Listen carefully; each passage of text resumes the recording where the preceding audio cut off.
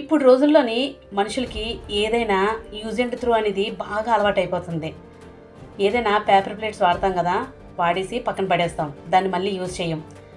అలాగే పేపర్ గ్లాసులు కూడా వాటర్ తాగేసి పక్కన పడేస్తాం. దాన్ని కూడా మళ్ళీ యూజ్ చేయం. అదే ప్లేట్లు అనుకోండి, అలా యూజ్ చేస్తూ ఉండేవాళ్ళవి. కానీ ఇప్పుడు అలాంటివి రావడం వల్ల వాడేయడం, పక్కన పడేయడం. అప్పటి రోజుల్లో పాతకాలంలోనే ఇంకు పెన్నులు అయితే వచ్చేవి. అయిపోతే ఇంకు మళ్ళీ అందులో ఫిల్ చేసుకొని ఎన్ని రోజులైనా వాడుకునేవారు. నెక్స్ట్ మళ్ళీ బాల్ పెన్ అయితే వచ్చింది. అందులో రీఫిల్ అయిపోతే మళ్ళీ ఆ రీఫిల్ తీసి మళ్ళీ కొత్త రీఫిల్ అయితే వేసుకొని వాడుకునేవారు. కానీ ఇప్పుడు జనరేషను పెన్నులు అయిపోతే ఆ పెన్ను పడేసి కొత్త పెన్ను అయితే కొనుక్కుంటున్నారు. ఇది ఎలా ఎంతవరకు వచ్చింది అంటే మనుషుల వరకు వచ్చింది. మనిషితోని అవసరం ఉన్నంత వరకు ఆ మనిషితోని చాలా మర్యాదగా మాట్లాడతారు, చాలా ప్రేమగా ఉంటారు.